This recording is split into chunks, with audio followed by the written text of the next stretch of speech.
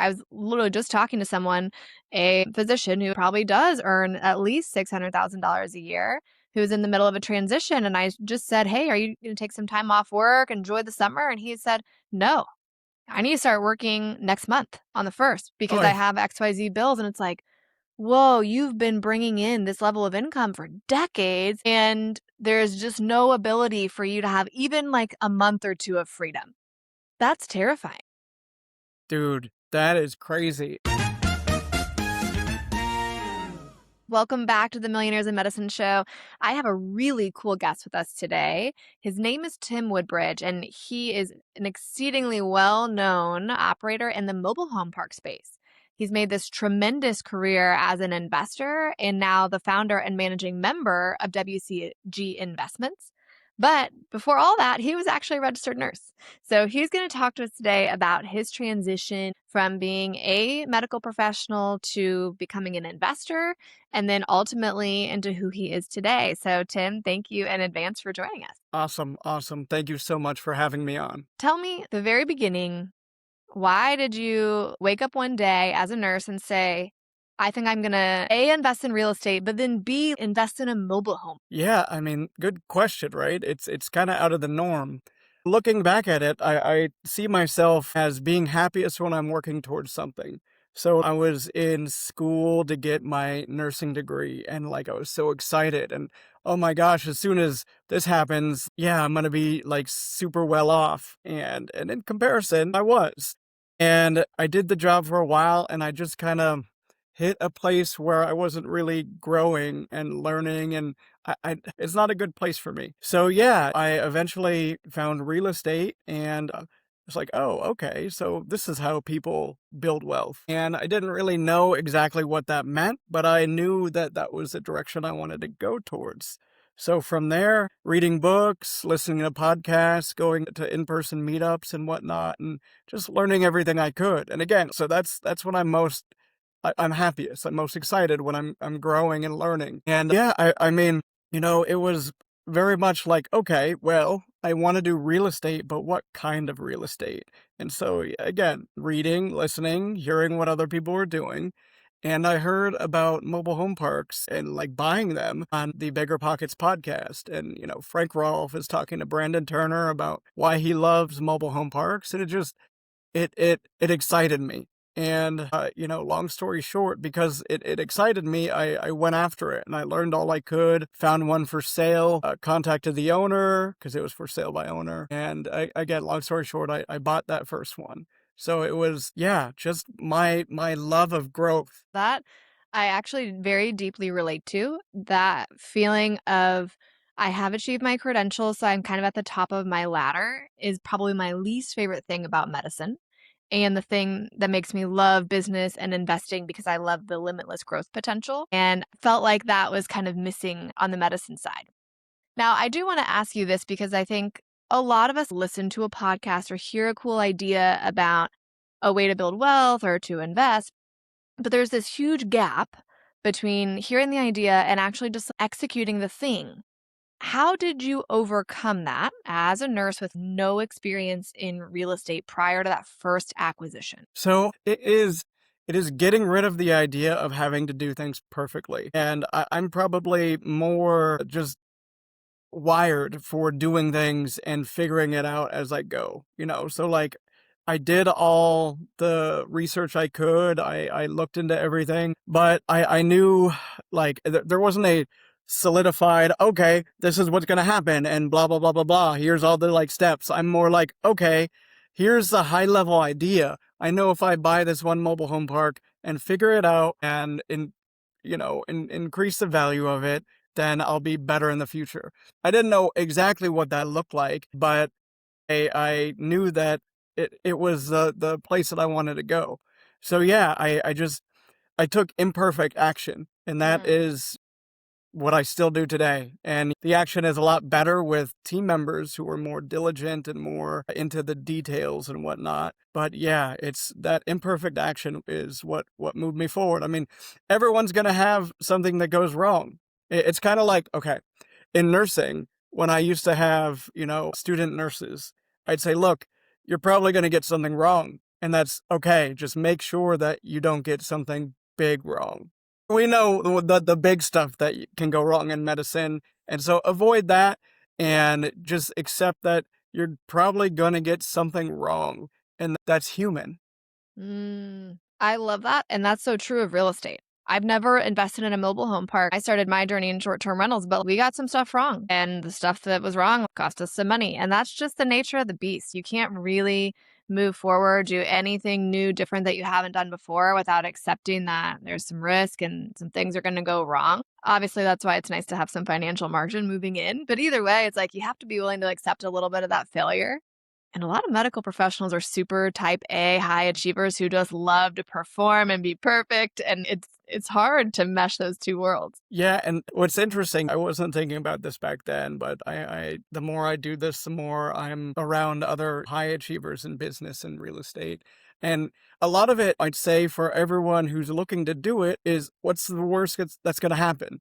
The worst that's going to happen is that you're in the job you have now. And it's not even a bad job. It's not a awful place to be. So like, take the risk. Don't go to your 80 and be like, man, I wish I took a little bit of risk, because you're not going to remember the little bit of money or a lot of bit of money that you could have lost or whatever at that time. So yeah, take the risk. So, mobile home parks, I think people classically think, hey, affordable housing is always needed, always in season. This can be, in theory, kind of a recession proof asset in that way. But, like, as a new person, obviously, there's long-term rental, there's single family, there's small multifamily, there's large multifamily, there's short-term rentals, there's all the sorts of things you can do. What was it about mobile home parks that really drew you there and honestly has kept you, right? Because this is your main thing that you're known for. What do you love about them? Yeah. So, Frank Ralph was talking about why he loves, and, he was like, there's a lower expense ratio. You got stickier tenants. And on top of that, it's a little different. So I just, again, the way I'm wired, when everyone's doing this, I'm looking like, what can I do over here? So yeah, I was excited about that at the time. And I mean, frankly, I didn't have a whole lot more in my head other than this is going to make me rich. So there wasn't any like, man, I'm what a good guy or anything. I was like, no, like this is going to be good for me and my family. And so that was, the initial thing getting into it. And today it's developed into, okay, this is going to continue to make me wealthy and my partners wealthy and my investors wealthy. And also we're able to provide really meaningful differences to people who need affordable housing. And so yeah, the vision has grown as we've grown. In fact, where we want to get to 2050 and be part of the movement of getting rid of homelessness, or, at least people who elect or sorry, who don't elect to be homeless. There's always going to be people who want to, and that's fine.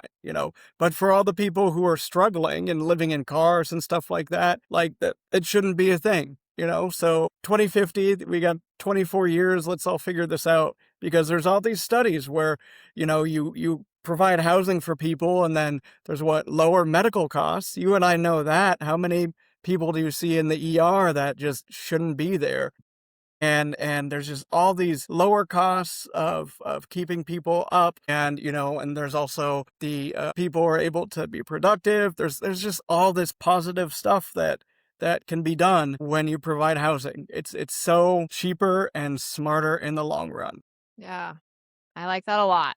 I do think for medical professionals, sometimes the idea of, okay, I know what a mobile home park is, but if I were to go look and see, maybe I even see some like local mobile home parks near me that are for sale, how do I know what am I looking at here? What's a reasonable deal? What kind of return metrics should I be looking for? And how do I even calculate that? So, can you just walk through the bare bones basics? Assume we know nothing. When you first see a deal come across you on the internet or whatever, what are the key things you're looking for, or your like red flags, green flags, metrics to check at? It's a good question, and I think a little bit of a misguided question. Because a lot of times I get people asking, what's a deal? and I say, well, what's a deal for you? Because what's a deal for you is not a deal for me. And what's a deal for a bigger firm that's buying $50 million deals is not the same kind of deal for us. And so like, whenever I get that, I say, look, like, see what your goal is. Are you looking for a like cash on cash return, an Mhm. IRR if you're going to get a little bit more sophisticated, equity multiple, like what, or what are you trying to do? Or you could do like I did at first, which is I don't know exactly, but I know that this is going to go up in value over time if I do these few things and increase the NOI of this park. With that being said, if anyone's really interested, you could definitely shoot me an email. I'll send them an analyzer, the one we use, mostly just to help out myself from 6 years ago, right? Mhm. So yeah, I want to say like it's a simple question, but I think just like in nursing school, it depends. That's so funny. Yeah, I see the parallel. Do you typically buy parks that where the tenants own the homes? Do you like parks where you own the homes? Do you shift one way or the other once you purchase and it doesn't matter on the front end before you get it? Yeah, so we own like both, right? We're not opposed to park-owned homes like a lot of people are. And yeah, so when we buy with a lot of park-owned homes, we're looking to create owners of the tenants. So what I always say, it costs a tenant a lot less to fix like the flapper of their toilet than for us to call a plumber. It's a $5 piece from Ace Hardware versus a $150 service charge. So why don't we pass that savings on to our tenants? But yeah, I mean, there's no like every deal is its own deal. There's no, hey, like one thing fits everything. So it's like, okay, let's meet this deal where it's at and see what are the levers we can pull to increase the value of this, which if you're talking increasing the value, you're just increasing the revenue, decreasing expenses. Super simple. So when you are buying this, it's basically your NOI is going to be your driver of value.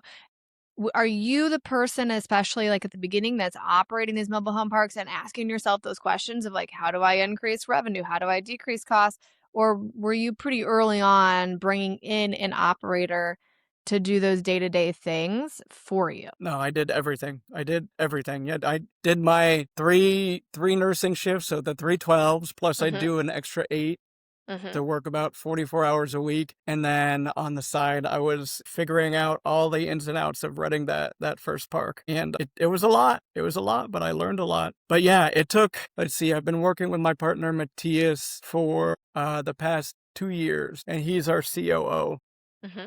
And he's a detail guy, right? So it wasn't for a while that I got someone to really take over operations. And even then, I'm a big part of what are the levers that we're going to pull? Like, does this make Hmm. sense? Is this something we can reasonably do without having to bend over backwards to make the business plan work?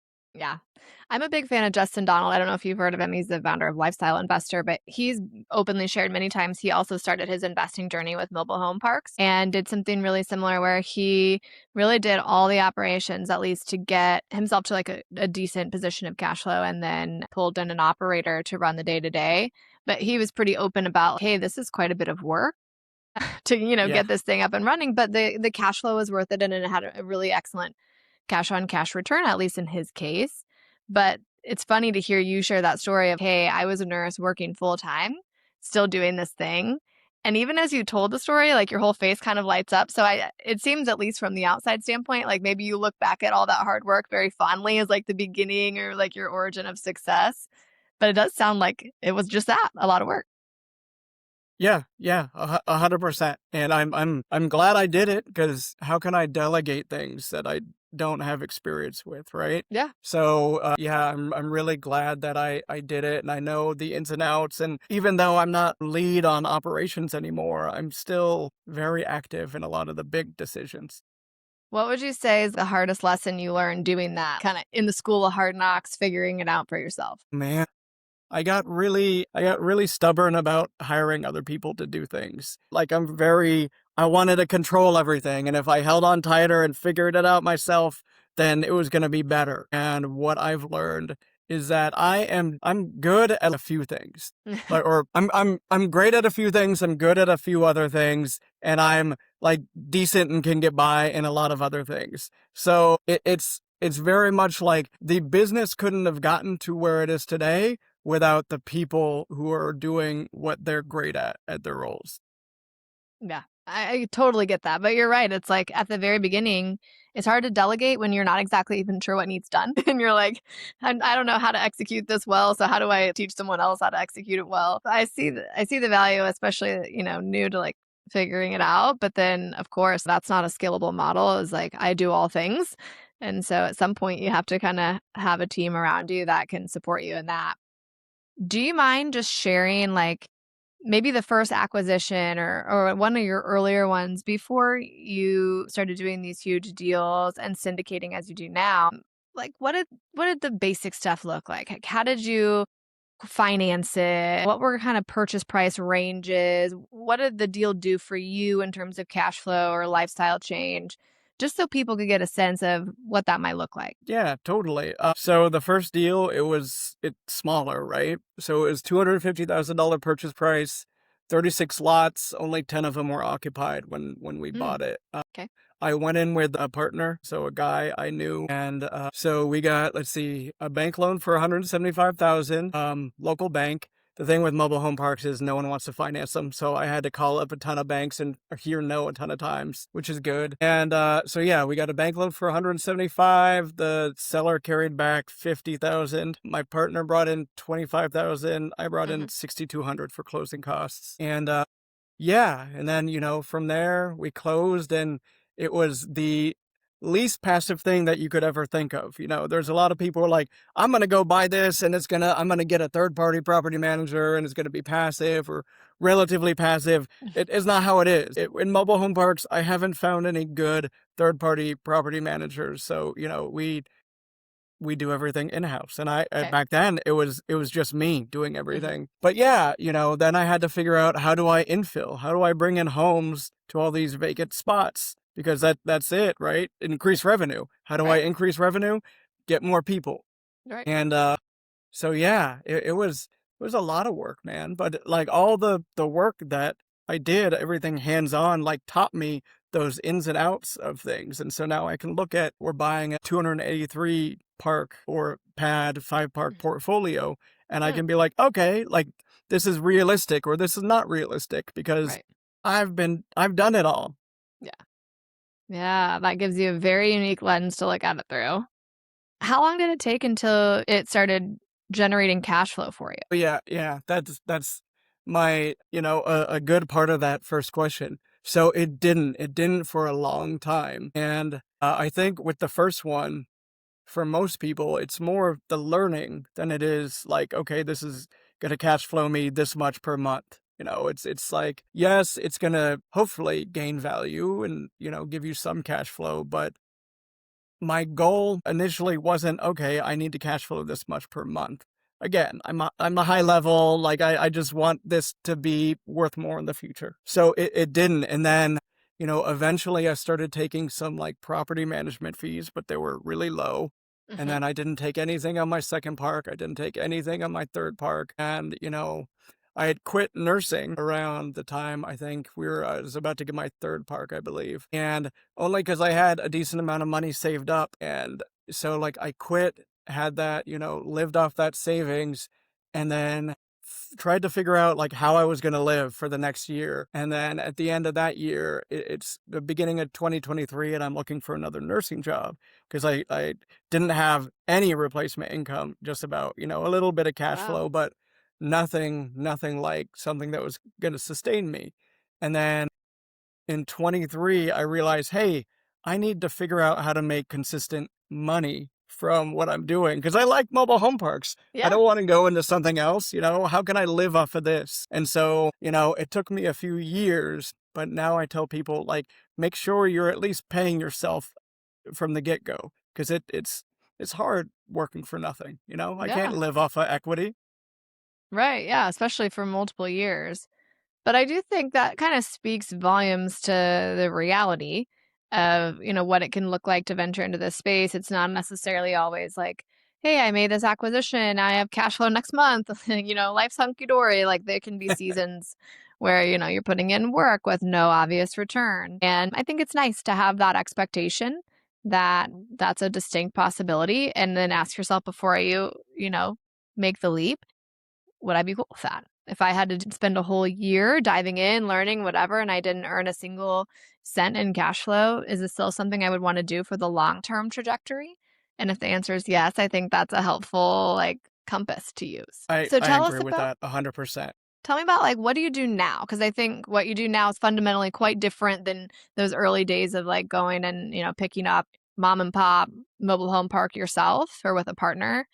What is WCG Investments and how did that start? Yeah, so I met my partners in a mastermind, and it wasn't initially like, hey, let's work together. It was like, okay, like you seem cool, and just kind of being in each other's orbits for a while. And then, I was already in mobile home parks. Neither Matthias or Vinny were, but Matthias said, hey, I live up in Spartanburg, South Carolina. I see this on market deal. I think it's really good. I know the area. I think there's a lot of potential here. And I had already been pursuing that one. And I'm like, I don't see it. I don't see like what they want versus, what I think it's worth. There's a big gap. And, but he said, well, I think it's valuable. Let me underwrite it and show you why.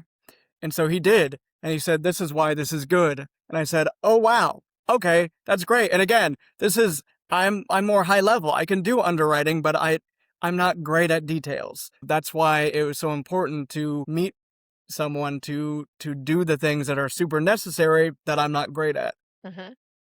So yeah, he did that, and we took that deal down together. It was our first syndicated property where we raised money, and we liked working together. A lot of people say, watch out who you're partnering with because it's a marriage, right? And Mhm. I think it's more dating because you don't know how someone is until you're working with them consistently. I've had a lot of partners who are great people, but we don't gel in that same way. We didn't keep doing deals together.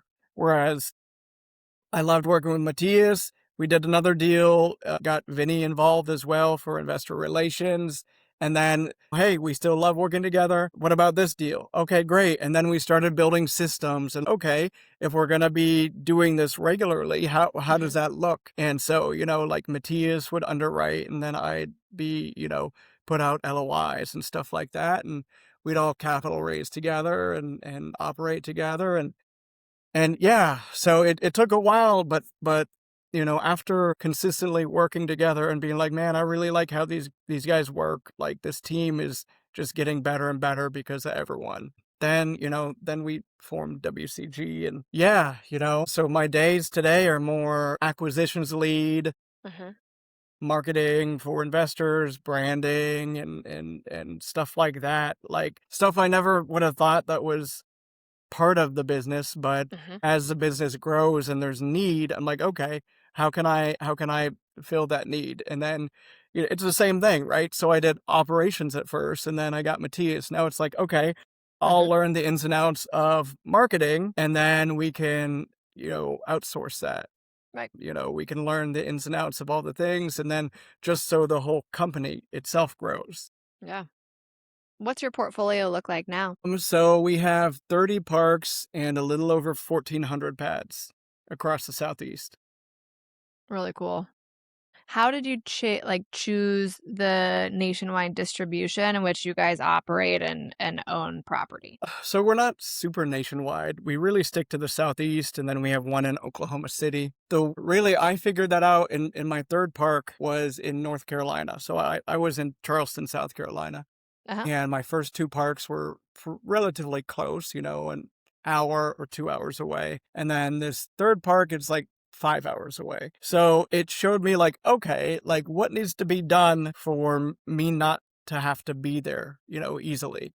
And so from there, I figured all the ins and outs of that. And then from there, got some in Georgia, got another in North Carolina, and just figured out what that process is on how we can do it on a long distance scale. And with Matthias, there's a ton of SOPs that have been written and whatnot. Mhm. So it is like, it's the same thing in a different area. And we love the Southeast because it's really good for mobile home parks and tenant landlord laws. Okay. So now your day to day is it sounds like very different than it was a few years back when you're like doing all the operations yourself for your own mobile home parks. When you were in that, like the season when you quit nursing and you're doing all the operations, what does that day to day look like? Man, so I quit nursing. It wasn't crazy because I'd already mostly stabilized the first park. Hmm. I the second part was more work, but it wasn't like, man, I'm doing 40 hours a week in mobile home parks. So I quit nursing. I had that money saved up to live off of, but I was freaked out because I didn't have that every 2 week paycheck coming in. And so I tried to do single family wholesaling because again, yeah, everyone's making so much money. Why can't I? And I realized today, if I just want to make money, I'm going to fail. So like Right. I have to love the process. And so yeah, I lost a ton of money and that just struggled for a while on like what should I do? What's Right. my highest and best? It's easier when you have a job. It's like, well, of course I'm going to go to this job and here are the roles and duties and whatnot. And this was me having to figure it out for myself. And it was an interesting time. I would not trade it for anything because it really taught me what I want to do, what I don't want to do, what I'm good at,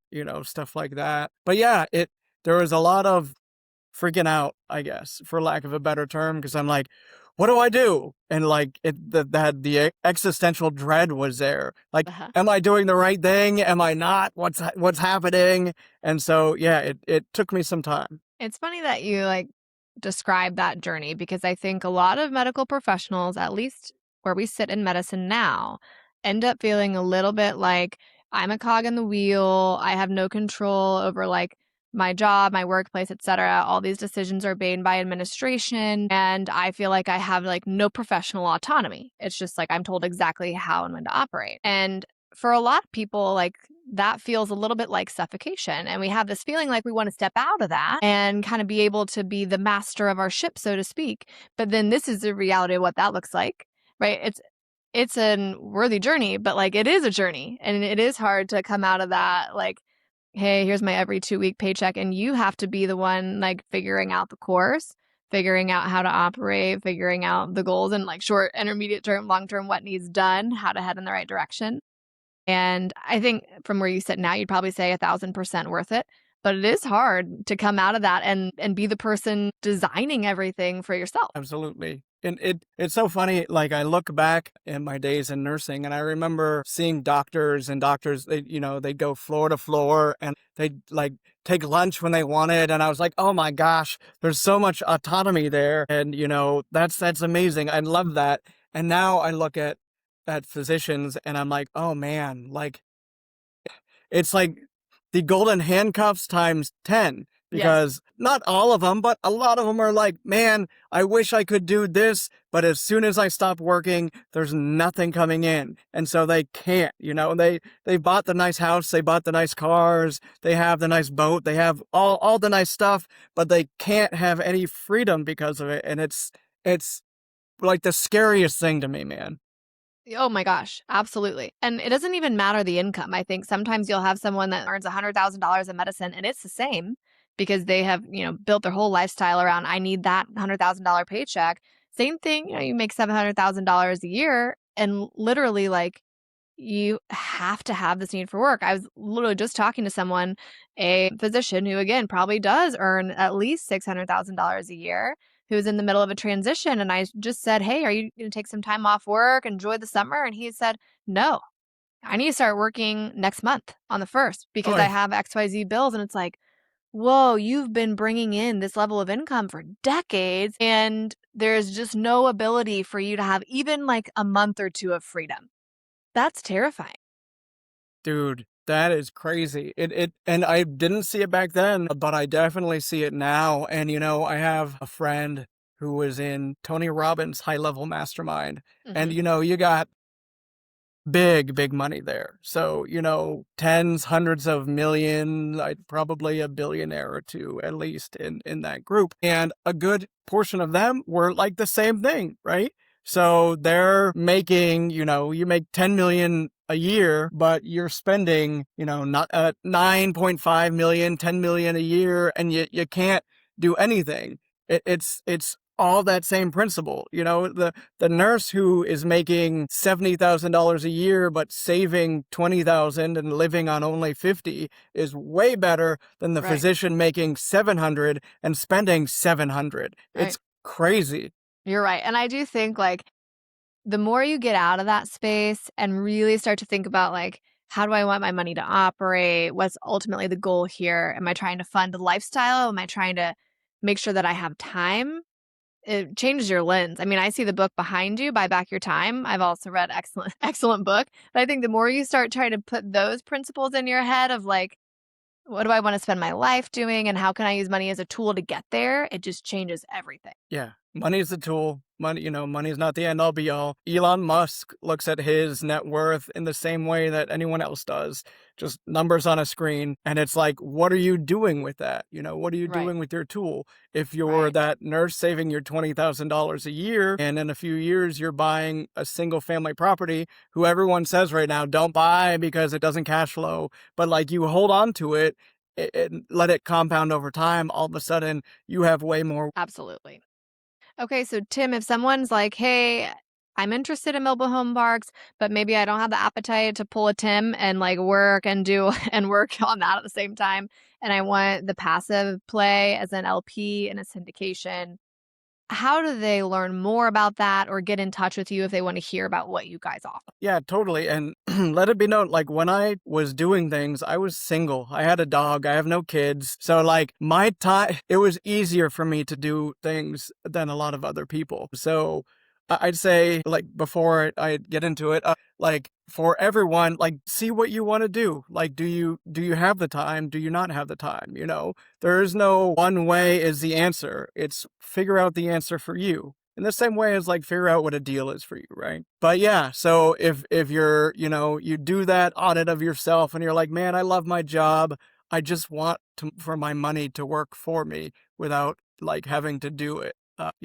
Anything crazy. Check us out, wcginvestments.com. Schedule a phone call with us. We can see if it actually makes sense for you.